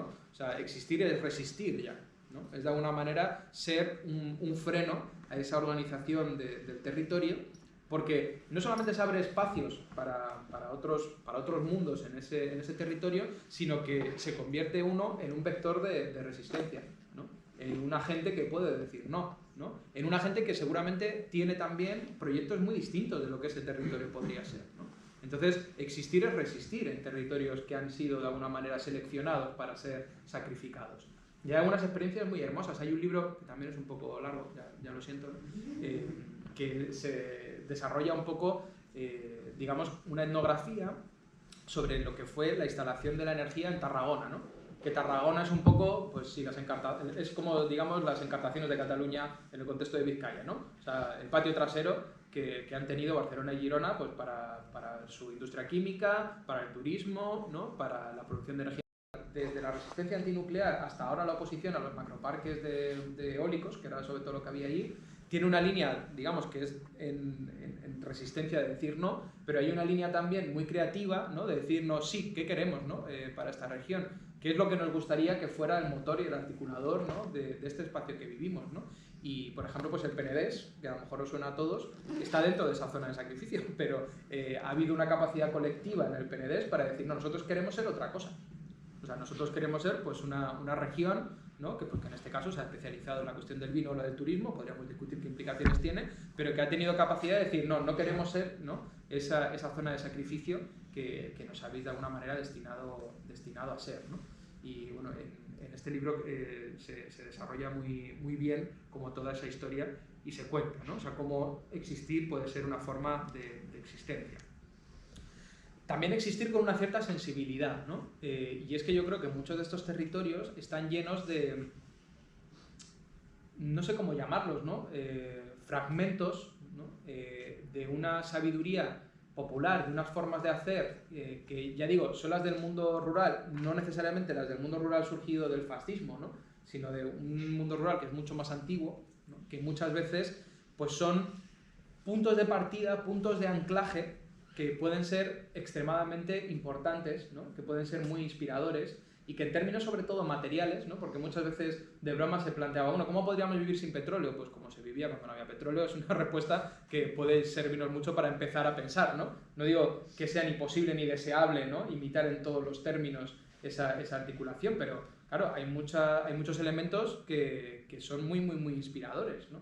Entonces, si asumimos que básicamente un metabolismo no industrial, que es el que necesitaría una sociedad decrecentista, tiene que suponer una fuerte reruralización, ¿no? Pues buscar una inspiración en cómo era esa articulación material es muy importante. Pero muchas veces no solamente una articulación o una inspiración material, sino también cultural. O sea, por ejemplo, pues yo qué sé, en Euskal Herria tenemos juntas vecinales, tenemos bosques comunales, ¿no? Tenemos, digamos, remanentes de esa organización del mundo que están aquí por las luchas que nos han defendido, no por otra cosa, porque ha habido personas que han dado su vida, ¿no? y han hecho conflicto político para que eso exista, que para mí, al final, ¿no? Son un punto de partida inspirador de cómo se podría organizar económicamente el mundo, no en torno al lucro, sino al uso, a la necesidad. Pues eso se llama comunes, ¿no? Y existen ahí. ¿Cómo se podría rearticular una sociedad genuinamente democrática en la que hubiera una intervención directa? Bueno, pues las juntas son un ejemplo de cómo eso se podría hacer, ¿no? Igual que son otras muchas cosas, como son el movimiento feminista o como puede ser un sindicalismo transformador, ¿no? Pero ahí hay en los espacios rurales muchos elementos que hay que atesorar, que hay que defender, muchas veces esa defensa suponiendo un conflicto. O sea, yo me llevo muy bien con María Montesino, que participa en un colectivo que se llama La Ortiga, muy cerca de aquí, en Cantabria, en el Valle del Pas. Y entonces, por ejemplo, allí tienen comunales, ¿no? Pero claro, son comunales totalmente patriarcalizados, ¿no? Y a día de hoy, pues orientados hacia la producción industrial, ¿no? de ganadería industrial. Ella, una mujer ganadera, ¿no? Que quiere tener una práctica agroecológica en su pueblo, hace una lucha por el comunal. O sea, el comunal no está ahí, digamos, como una cuestión, digamos, paralizada en el tiempo, sino ella tiene que hacer una lucha por despatriarcalizar ese espacio y además por transformarlo económica y ecológicamente, ¿no? Entonces, si ella no estuviera ahí, pues eso no podría darse, ¿no? Entonces, esos restos valiosos también hay que atesorarlos, hay que defenderlos, porque están en permanente agresión, ¿no? Hasta el día de hoy, desde que empezaron las desamortizaciones hasta el día de hoy, están siempre en agresión porque molestan, porque un común, por ejemplo, un bosque comunal es lo contrario de lo que le interesa a una sociedad capitalista e industrial, porque no produce nada, ¿no? Está ahí solamente para que la gente lo use. Eso no puede ser. O sea, todo lo que está ahí nada más que para que la gente lo use, no puede ser, ¿no? Lo hemos visto en las ciudades. La calle, como ese espacio que está ahí solamente para que la gente lo use, no puede ser. Vamos a hacer lo que sea posible para que deje de ser eso. Lo vamos a llenar de terrazas, le vamos a quitar los árboles, vamos a hacer que aquí solamente haya mercados permanentemente, porque todo lo que sea un sitio es nada más que para estar, ¿no? Y para usar, pues no nos sirve, ¿no? Que es, digamos, precisamente el principio inspirador de lo que yo entiendo como de crecimiento, ¿no? Pues cubrir necesidades, ¿no? En esa lógica de la subsistencia, o sea, que las cosas estén ahí solamente para usarse, ¿no? Y para cubrir esas necesidades. Y luego, en tercer lugar, ¿no? Yo creo que esos espacios no urbanos tienen, por su propia naturaleza, muchas veces condiciones que son propicias, ¿no? Para poder al menos articular una lucha política por ese proceso y por ese horizonte decrecentista, ¿no? Por ejemplo, la posibilidad de acceder a vivienda en muchos de esos lugares, no en todos, ¿no? Pero en muchos de esos lugares es mucho más fácil que en los espacios urbanos, lo que implica, ¿no? Que es más fácil garantizar muchas de esas necesidades básicas. El acceso a la tierra, yo creo que casi todo el mundo que se va a vivir a un pueblo tiene un poco la experiencia de que, salvo casos muy contados de que haya una presión inmobiliaria, ¿no? O de otro tipo, pues es muy sencillo, ¿no? O sea, poder empezar a hacer ese tipo de exploraciones, por ejemplo, con la producción de alimentos, suele ser muy, muy habitual, ¿no? Luego hay una dimensión negativa y positiva de vecindad forzada, ¿no? Que te lleva, quieras o no, a tener que entender la política más allá de la política parlamentaria, ¿no? Porque tú puedes vivir en el barrio de una ciudad y no estás forzado a tener que tener ningún diálogo, ¿no? Pero hay una cuestión de escala, ¿no? Que para el conflicto, seguramente la mayoría de las veces, pero a veces también para otras cosas, ¿no? Te obliga a una especie de vecindad forzada, ¿no?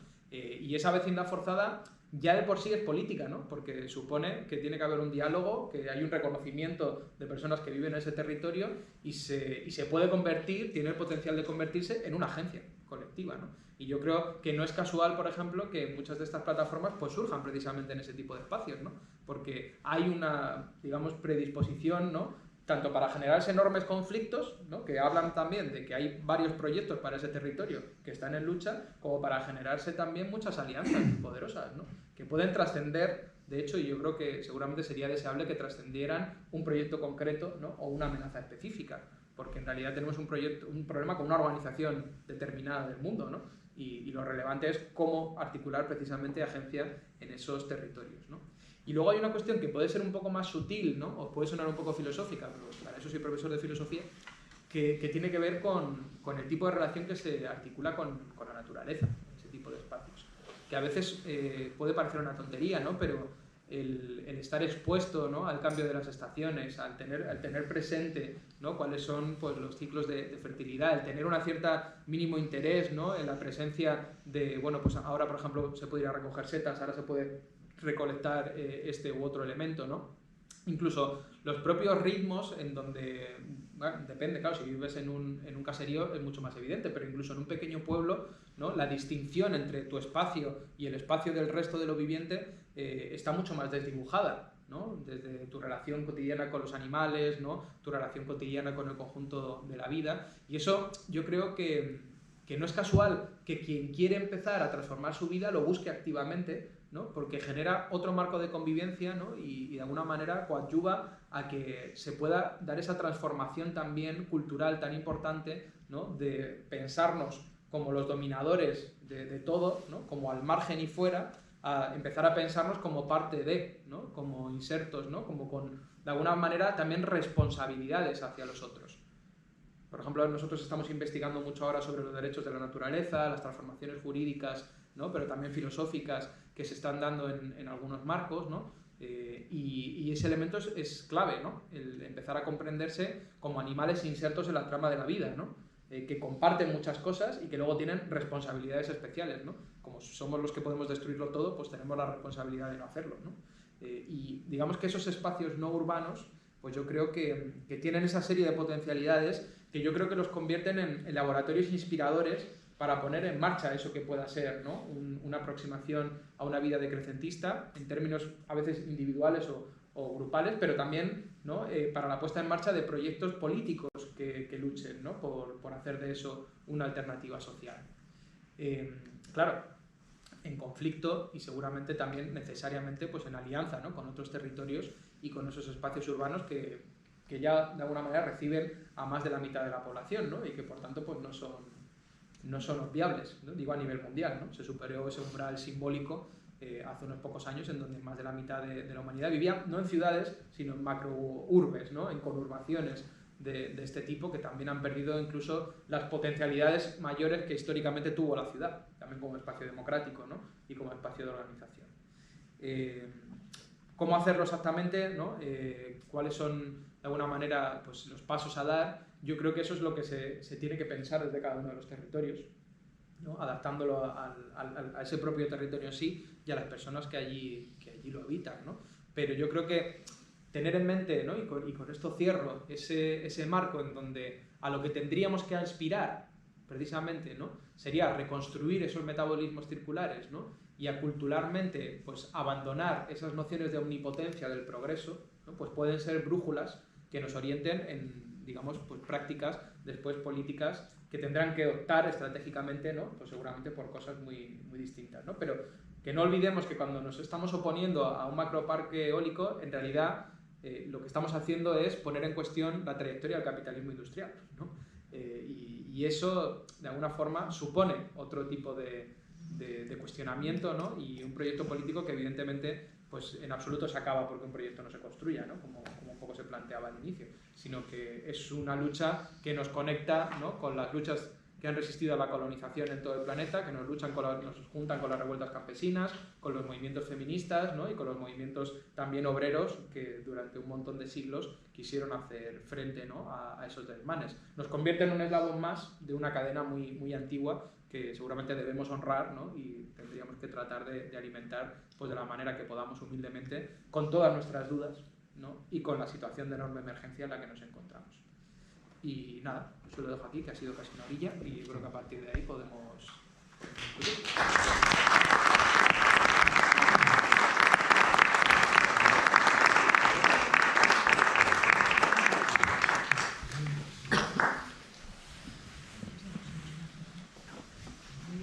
Seguro que preguntas, ¿verdad? No están aquí para... Sí. Bueno, pues sí, Vale. Muchas gracias. Muchísimas gracias. Yo creo que ha sido muy inspirador para mí, pero seguro que hay comentarios, por lo menos, ¿no? Preguntas, ¿no? Venga, va. Venga. A mí me ha encantado la charla, me ha encantado porque como sentir esa necesidad, ¿no? De siempre la lucha que hemos estado llevando con este tema de los eólicos, como sentir que teníamos que hacer estas reflexiones más profundas porque todo el rato nos estaban encarando con, pero si no queréis esto, si necesitamos la energía, si sois unos egoístas. Y entonces esa necesidad de que la reflexión es más profunda y ver que si no generamos nosotros espacios o gracias a personas competentes que vienen a hablar de estas cosas, sino en el contexto general de la comunicación de masa, esos espacios, esas reflexiones son anuladas totalmente, como si no hubiera la posibilidad de plantear estas preguntas, ¿no? Y en concreto, me ha gustado mucho lo que tú dices del tema del modelo industrial, porque aquí, digamos, lo que yo he escuchado mucho desde que estamos en esta lucha por el territorio es que la cuestión de la industria no se cuestiona. Aquí, sobre todo en el País Vasco, ¿no? Es como, hay que tener industria. Entonces, la industria, estamos todos de acuerdo, la industria es trabajo, la industria es progreso, la industria es todo, tenemos que encontrar una manera de funcionar con esta industria y por eso tenemos que aceptar los parques eólicos porque si no somos unos egoístas, ¿no?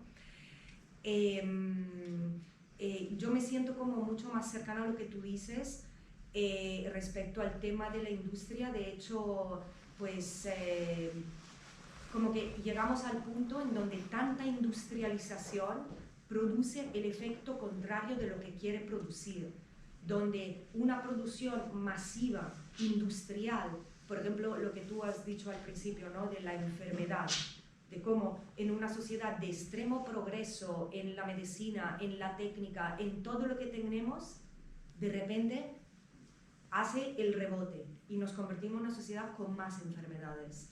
En una sociedad donde podríamos tener todo y de mucha calidad, de repente vas a buscar algún producto que necesitas y que tenga cierta calidad y no lo encuentras.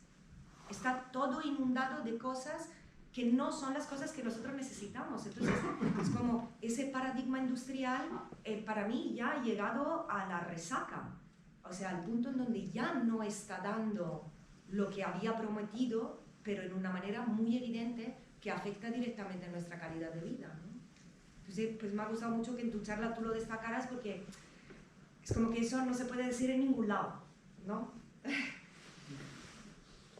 O sea, claro, creo que estamos en Vizcaya, ¿no? Yo creo que aquí hay un ejemplo muy claro de cuáles son las ambigüedades del proceso de la apuesta industrial, ¿no? O sea, está claro que durante mucho tiempo pues, ha tenido capacidad de fijar población, de generar, ¿no?, mucha riqueza, ¿no? Que además la correlación de fuerzas, sobre todo el movimiento obrero, ha permitido que esa riqueza se convirtiera en un vector de democracia, ¿no? No olvidemos, eso sí, que en casi todos los sectores industriales clave, en una lógica colonial también, ¿no? Porque lo que ha tenido la habilidad, digamos, el País Vasco, ¿no?, o la industria vasca, ha sido de posicionarse en los lugares de las cadenas de producción y distribución y consumo de más valor añadido, ¿no? La industria del automóvil es un ejemplo muy claro, ¿no? O sea, no están ni en el momento extractivo, ¿no?, ni en el momento de los residuos, ¿no?, sino que están justamente en el de la manufactura, que es el que tiene más valor añadido, ¿no? Y ahora no está tan actualizado porque lo hicimos en el 2021, pero hicimos varios trabajos sobre el metabolismo de la sociedad vasca, ¿no?, y sobre la posibilidad de su transformación, y hay que entender que la economía del País Vasco sobre todo es una economía importadora y exportadora, o sea que su riqueza proviene sobre todo de comprar barato, ¿no?, en esa lógica de expolio colonial, y de vender caro. O sea, fundamentalmente, si eso no fuera así, no habría esa riqueza. No olvidemos, por ejemplo, que el mayor cotizador, como bien les gusta decir, pues es Petronor, que básicamente es eso. O sea, es decir, traer barato y vender algo con un valor añadido, ¿no? Pero claro, ¿cuál es el precio de eso?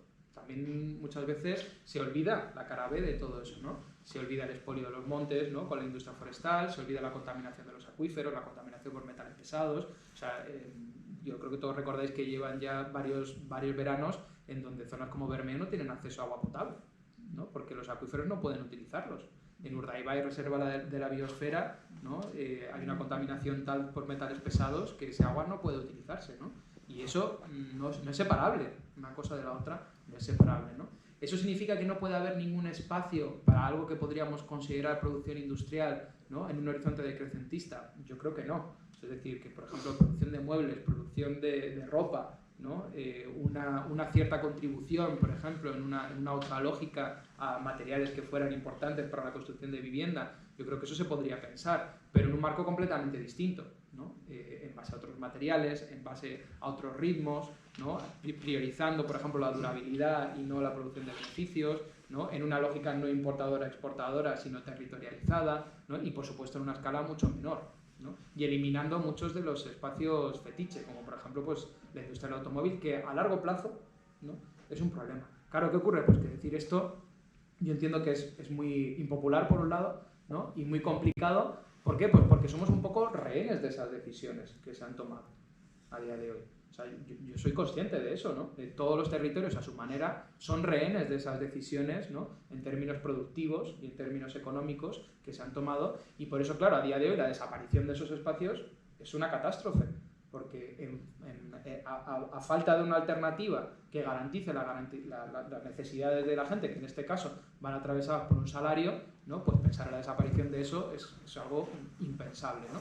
Por eso la tarea importante hoy es tener, digamos, yo creo, la capacidad suficiente como para, sabiendo que de alguna manera es indeseable, ¿no?, poner en marcha procesos democráticos que puedan llevarnos a transitar hacia otro lugar. pero transitar, ¿no? Rindiendo cuentas y exigiéndole, por ejemplo, a esas empresas que se han beneficiado y se han enriquecido de estas gentes y de este territorio, ¿no? Pues que ahora todo eso que han expropiado lo pongan al servicio de otros elementos que fueran los deseables aquí, ¿no? Por eso nosotros como elemento estratégico durante muchos años venimos trabajando con el mundo sindical, ¿no? Para decirnos que el trabajo que el mundo sindical tiene hoy delante no es el de garantizar mejores salarios exclusivamente, ¿no? Sino que es el de ponerse de alguna manera manos a la obra para ser los pilotos de hacer de este territorio otra cosa desde el punto de partida que ahora hay, que es el de cierta riqueza, ¿no? Porque es que además, si no lo hacen, digamos, de esa forma, ¿no? Los actores sindicales, con esos otros criterios de democracia, lo va a hacer el capitalismo global, que ya lo está haciendo, ¿no? Y el cierre, por ejemplo, en cascada de empresas, por desgracia, no va a ser porque de alguna manera esto se esté rearticulando hacia otro lugar, sino por mero abandono, ¿no? Y por básicamente una lógica de competición global que hace que el tipo de condiciones que aquí hoy están garantizados y que han garantizado el movimiento obrero, pues no sean ya interesantes, ¿no? Entonces, bueno, ya sabéis que ha habido algunos experimentos previos, lo que ha sucedido en torno a Mecaner, por ejemplo, y otros, que de alguna manera yo creo que son inspiradores de decir, bueno, pues un sindicalismo que se haga cargo de la situación presente, ¿no? Y que trate de proyectar una reorganización de esto que no profundice en esos problemas, pero que tampoco deje atrás precisamente pues, al conjunto de la gente, ¿no?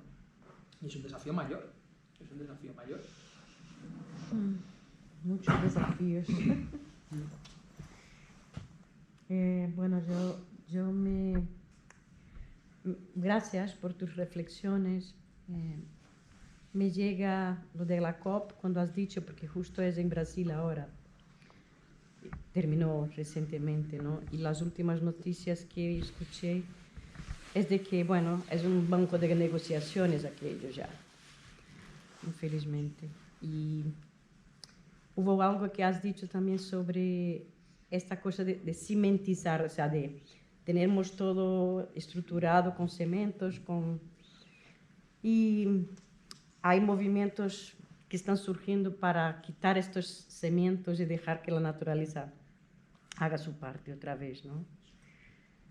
Nada, solo cosas que se me quedaron de lo que fuiste hablando. Y bueno, es siempre bueno escuchar nuevas perspectivas y cuestionamientos, que no hay que olvidar de que si no hacemos esto, realmente nos queda nada por hacer. Yo soy bastante pesimista en relación al futuro, pero bueno, menos mal que estamos aquí, que nos reunimos para hablar y pensar qué pequeñas formas podríamos hacer para ralentizar este proceso. Y por otro lado, hay un libro que he dejado a Chiara y a Javi una vez, que se llama Bolo Bolo, que habla sobre de qué forma podríamos... Es un libro que no tiene autor, son varios autores, ha sido traducido por algunos idiomas, y habla sobre una forma de ir rompiendo estos mecanismos de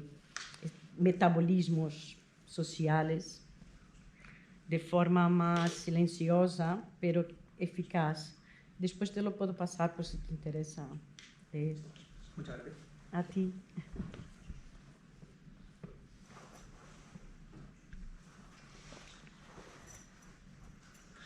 Así se debe ser muy claro porque... Nos has dejado muy reflexivos. Pero él ha levantado la mano. Sí. A mí me ha gustado mucho que has tocado el tema de cómo la ciudad nos invita al individualismo y lo rural nos obliga un poco a la comunidad, ¿no?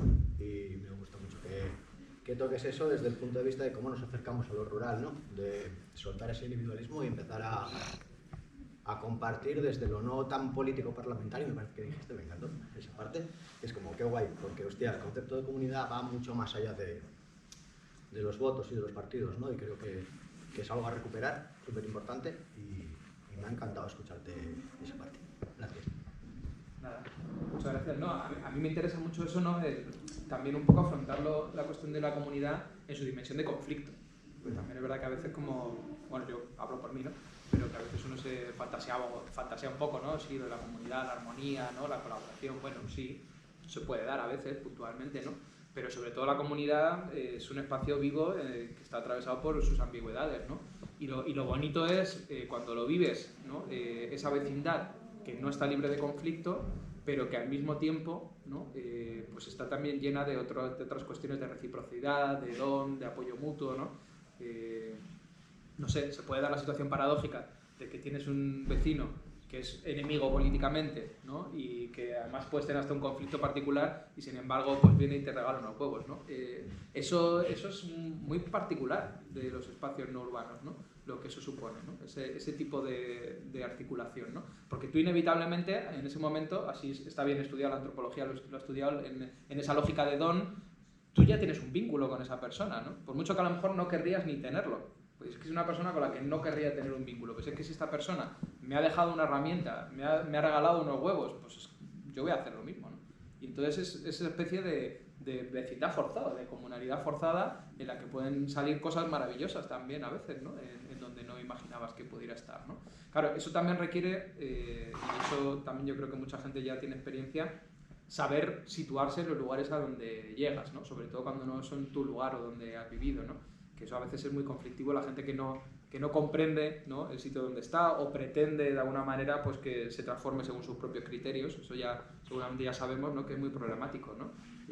Si uno no tiene esa perspectiva es como muy curioso lo que sucede, ¿no?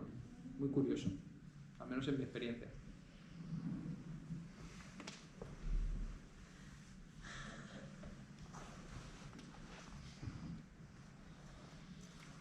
Más preguntas, lo acabamos aquí. A mí me da pena acabar la charla. No, yo creo que somos muy buenos haciendo análisis de lo que nos está pasando, pero somos muy malos dando respuestas. Y luego creo que ¿a qué estamos dispuestos a renunciar para decrecer? Que igual habría que renunciar a cosas que no estamos dispuestos. Y luego creo que tenemos una visión muy idílica del mundo rural. Y yo creo que el mundo rural ha sido muy duro y con muchas enfermedades, con muchas hambrunas. Y otra cosa más, y el buscar esa ruralización otra vez de alguna manera. ¿A dónde nos llevaría coger toda la población de la ciudad y llevarla a un entorno rural? A una ocupación terrible del territorio. Los bosques de Vizcaya no se consumieron exclusivamente por un tema industrial, se consumieron por vergas, pero se consumieron por construcción de caseríos, por uso del fuego, para alimentar los hogares. No sé, yo creo que hay un problema también tenemos que hablar de decrecimiento poblacional. Somos demasiados en este mundo para los recursos que hay en un mundo infinito. Yo creo que estamos muriendo por nuestro propio éxito como especie. No sé, creo que... Muchos de los elementos que traes son centrales en estos debates y suelen aparecer, ¿no? Has dicho muchos de ellos, lo podemos repasar un poco brevemente, ¿no? Pero empezando por el final, no estoy de acuerdo contigo en el sentido de que en realidad hay una distribución extremadamente desigual de los impactos, históricamente y de forma presente, ¿no? O sea, es lógico que nosotros lo miremos desde nuestro punto de vista porque somos los principales responsables de todos esos impactos, ¿no? En un territorio como el País Vasco estamos en la punta de lanza, ¿no? de lo que es esos impactos a nivel mundial e histórico, ¿no? Nuestra responsabilidad de hecho es mucho mayor, ¿no? Pero es que si atendemos a las desigualdades sociales a nivel mundial, ¿no? O sea, es decir, cómo se concentran esos impactos y esa riqueza en unas pocas personas, y a las desigualdades territoriales, ¿no? Hay millones de personas que apenas tienen ningún impacto y que no lo han tenido históricamente. Que se da la paradoja y el drama de que encima son los que más sufren los resultados, por ejemplo, de las crisis socioecológicas, ¿no? Entonces hay ya bastante desarrollo al respecto de cómo, bueno, seguramente de forma natural, ¿no? Con un control de las mujeres de la natalidad, nos estaríamos seguramente enfrentando en breve a una caída de la población, ya hay una estabilización, ¿no?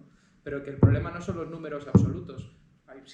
Hay una serie de estudios, los de la gran aceleración, ¿no? Que miden cómo han sido los crecimientos exponenciales de nuestro consumo de agua, de nuestro uso de territorio, etcétera, ¿no? Y de la población, y durante un tiempo más o menos estaban acoplados, Pero ahora, mientras estos siguen creciendo enormemente, ¿no? Los de la población se han frenado muchos y se van acercando ya, digamos, a alcanzar una cierta meseta. Pero el problema no son que haya aumentado muchísimo el número de personas, sino cómo ha cambiado la forma de vivir de esas personas.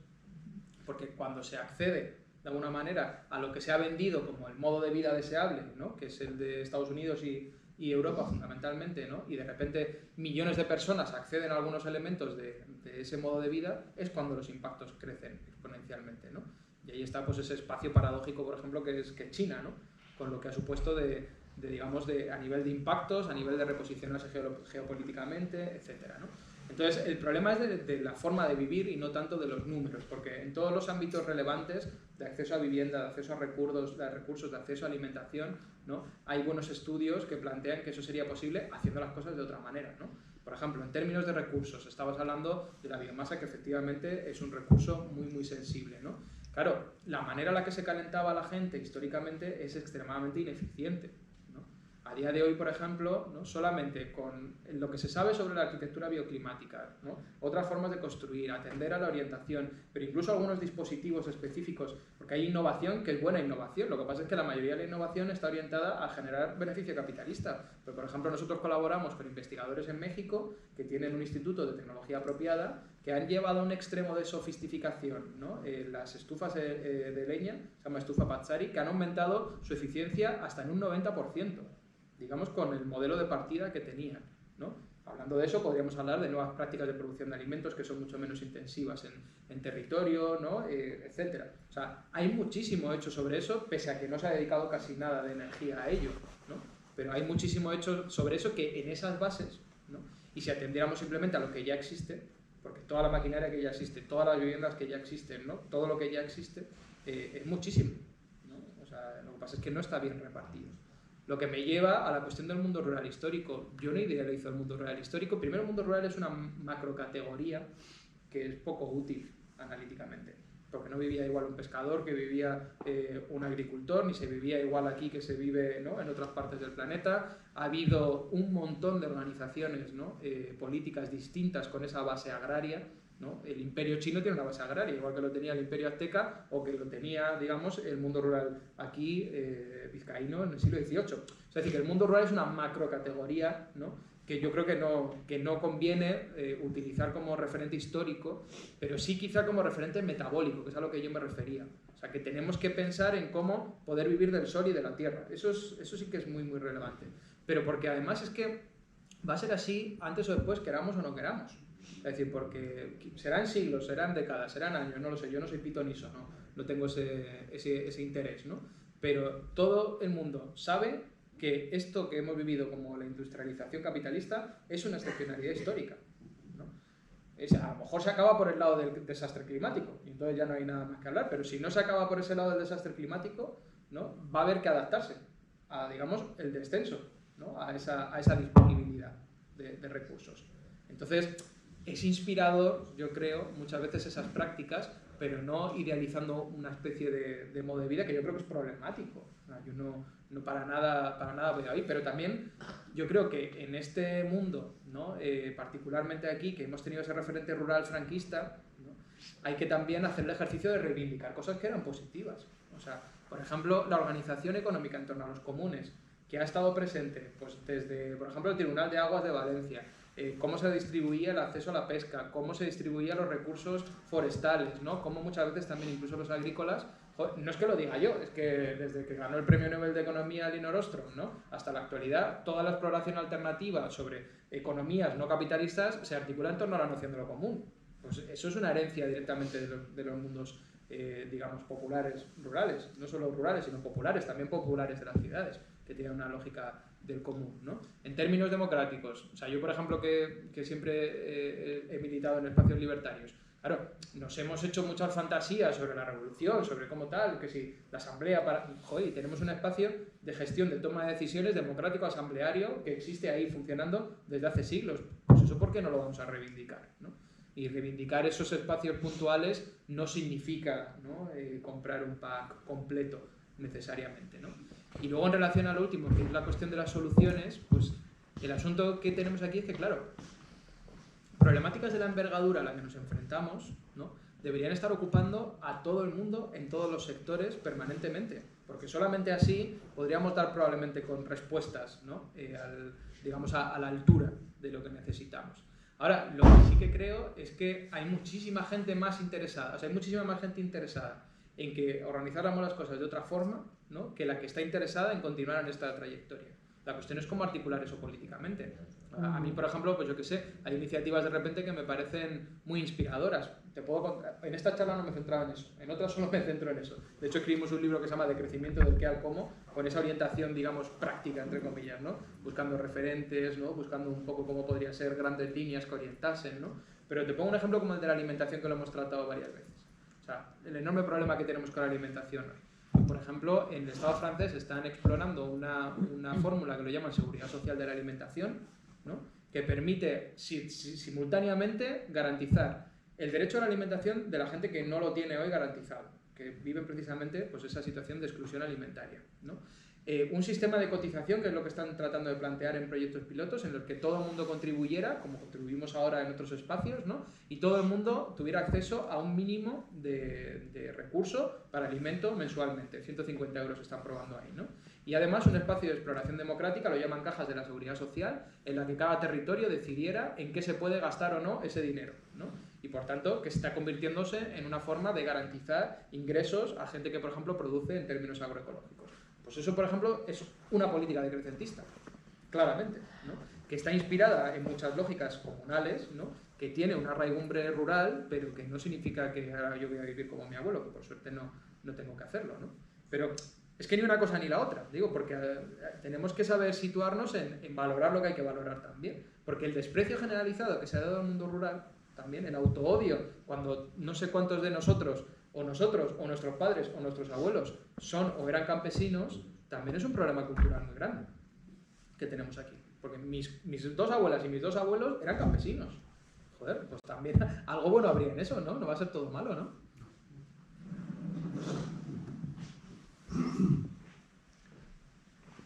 Hay un tema muy importante, ¿no? De darnos cuenta que va en la línea de lo que acabas de decir, de este modelo de Francia, ¿no? Como creo que se nos ha instalado muchísimo en las creencias muy dramáticas de que se nos ha desposeído de todo, ¿no? De que realmente, o sea, llegar a tener autonomía para tomar decisiones y sobre el campo material, ¿no? Que nos sostiene en nuestras vidas es muy difícil, pero ya es como que se nos ha instalado la creencia de que tampoco podemos encontrar fórmulas sociales para llegar a ese tipo de autonomías comunales, ¿no? ¿Y qué fórmulas realmente sí que podríamos constituir, ¿no? en grupos para llegar a articular este tipo de soluciones? Que es que, o sea, hay que echarle un poco de imaginación a veces, ¿no? Para darnos cuenta de que realmente sí que tenemos más capacidad de la que creemos, pero que nos llegamos a creer de una forma muy profunda, ¿no? Esa impotencia, ¿no? De que está todo planteado ya de una manera inamovible y que no hay nada que rascar, ¿no? Que lo único a lo que podemos aspirar es a seguir consumiendo y que no hay oferta de vivienda en unas condiciones dignas, que no hay una oferta de alimentación en condiciones dignas, ¿no? Y como que nos quedamos ahí en esa impotencia y eso a mí me parece súper dramático, ¿no? Como me parece muy interesante el llegar a darnos cuenta de que cómo colectivamente podemos articularnos para autoabastecernos de esas cosas que son tan importantes y necesarias y que nos liberan, ¿no? O sea, por un lado nos liberan de toda esta dinámica tan destructiva y por otro lado pues nos proporcionan como este sustento, ¿no? Real para poder vivir. Vaya. Sí, totalmente de acuerdo. A ver, eso está bastante bien estudiado y tematizado, ¿no? Como un problema muy importante que tenemos hoy es que se ha instalado la idea de que no hay alternativa, ¿no? Eso se ha tematizado por un montón de personas en un montón de lugares. Y esa base de no hay alternativa pues alimenta en gran medida todos los proyectos estratégicos políticos que hay hoy. Evidentemente la derecha y la extrema derecha vive de ese no hay alternativa, es decir, sí o sí tenemos que continuar de esta forma, ¿no? Y ya está. Y en todo caso hay que buscar pues, un chivo expiatorio, ¿no? De por qué no estaba funcionando bien, pero no hay alternativa claramente, ¿no? Luego hay muchas posiciones dentro de la izquierda hoy, ¿no? Que yo creo que lo que hacen es que no tienen una desconfianza sistemática en la capacidad de las personas, ¿no? Entonces dicen, como se está instaurado el no hay alternativa, ¿no? Nuestra obligación es asumir que nadie va a hacer nada, ¿no? Y darles un relato de esperanza. Entonces, ese relato de esperanza es el que nos va a permitir a nosotros llegar al poder, y una vez que nosotros lleguemos al poder, pues tomaremos las medidas adecuadas, ¿no? Como buenas élites ilustradas, de alguna forma, ¿no? Como élites para el pueblo, ¿no? O sea, es el antiguo todo para el pueblo sin el pueblo, pero reactualizado con otras formalidades, ¿no? Y digamos que en el espacio en el que yo me siento cómodo es en el espacio en el que, bueno, como yo me considero una persona normal, pues confío en las personas. O sea, no creo que me haya pasado a mí nada especial para llegar a pensar que esto es un problema y querer tener acción en ello, ¿no? O sea, creo que los movimientos populares, los movimientos obreros, los movimientos campesinos siempre han tenido una capacidad enorme para comprender la situación en la que se encontraban y querer incidir en ella, ¿no? Y les debemos fundamentalmente casi todo lo mejor de lo que tenemos.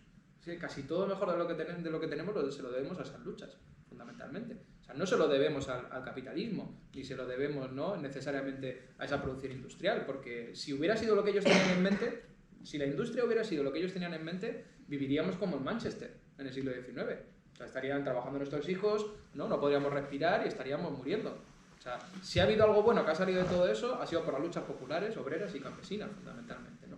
Entonces, como yo confío en la gente, pues lo que puedo hacer es compartir lo que creo que nos sucede, ¿no? Y a partir de ahí explorar conjuntamente. Y cuando hay, digamos, ese espacio para explorar conjuntamente a nivel popular, pues hay una imaginación desbordante y una capacidad de innovación tremenda, ¿no? O sea, hemos hablado de ese ámbito de la alimentación en la vivienda, todo lo que es el movimiento de cooperativas de vivienda en derecho de uso, de exploración con otras formas de propiedad, ¿no?, etcétera, pues es una solución creativa, ¿no?, al problema de la vivienda, como no es creativa el plan del PSOE de vamos a construir más.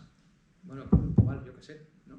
Pero no vamos a tocar que haya un montón de casas vacías, ni que eso sea un espacio especulativo, ni que se destruyan las ciudades para el turismo. Eso no lo vamos a discutir. Vamos a construir más casas.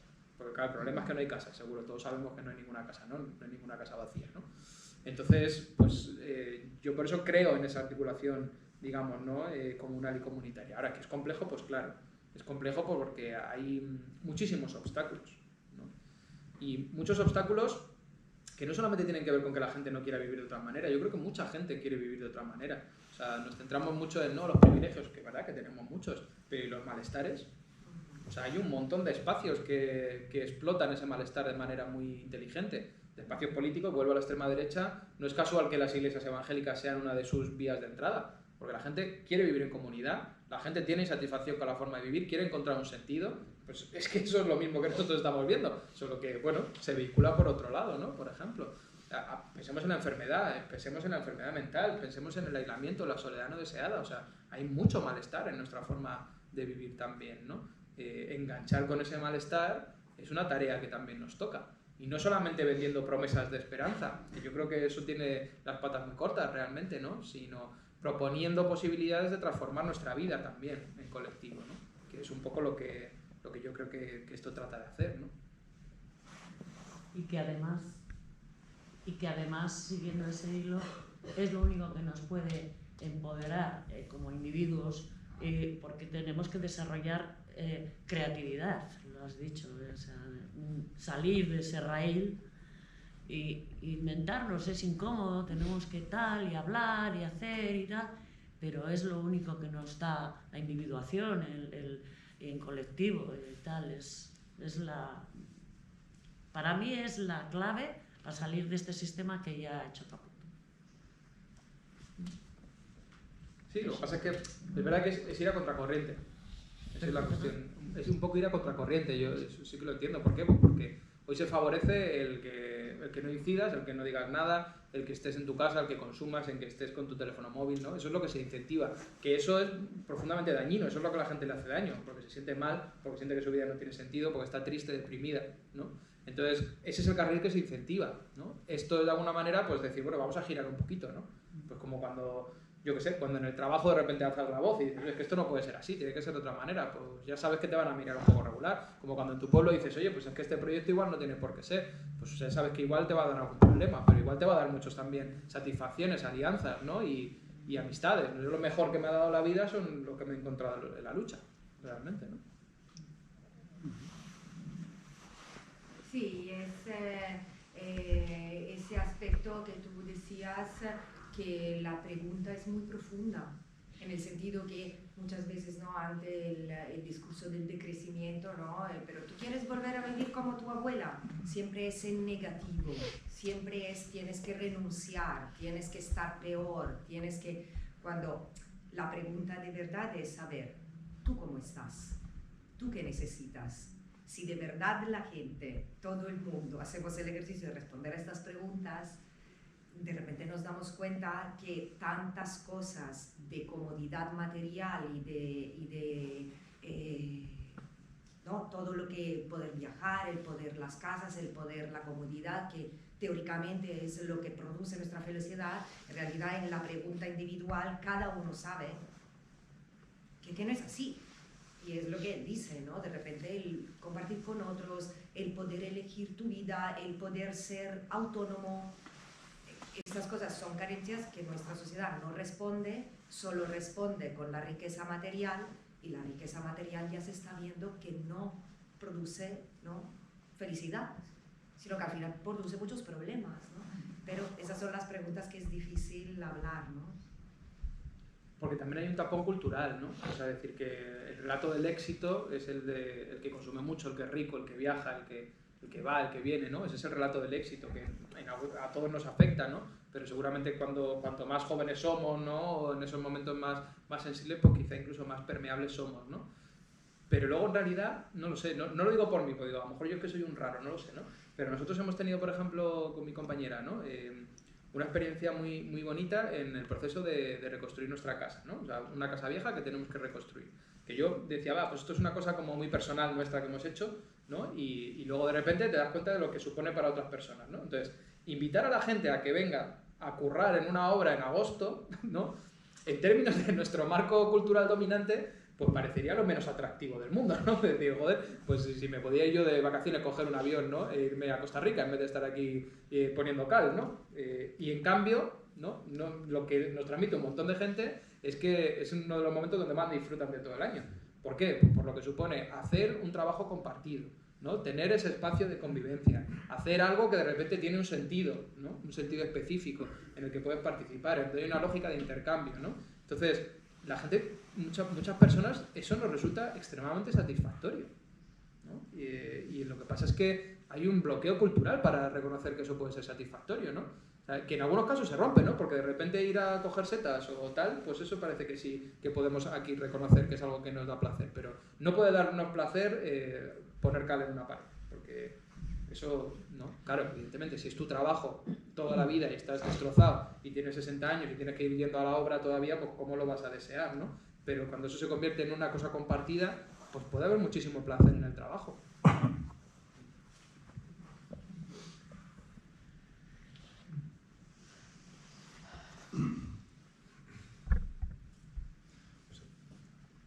Yo me quedo un poco con una cosa que has dicho que ha quedado bastante hilo, que es que hay mucha gente que estamos haciendo cosas, como ahora mismo, que estamos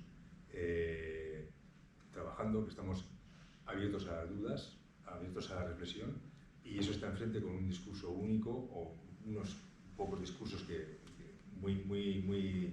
con un altavoz muy grande que parece que son la única opción, ¿no? Pero simplemente el hecho de preguntarse, el hecho de dejar espacio a la duda es avanzar, ¿no? Entonces, pues eso es lo que estamos haciendo aquí, gracias a Adrián.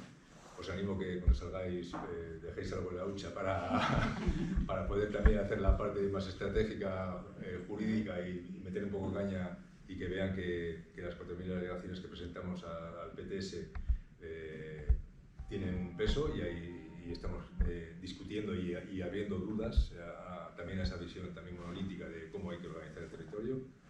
Y nada, y muchísimas gracias a todos. Pero las dudas no las va a resolver la inteligencia artificial. Sí, eso está también. Eso es lo único que seguramente no podrá hacer, porque te va a repetir las mismas respuestas que ya existían, porque funciona así. Funciona así. Creativo poco. La creación cero. No, muchas gracias a vosotras por estar aquí el sábado por la mañana y no iros al monte, que es lo que a lo mejor me ha sido más apropiado.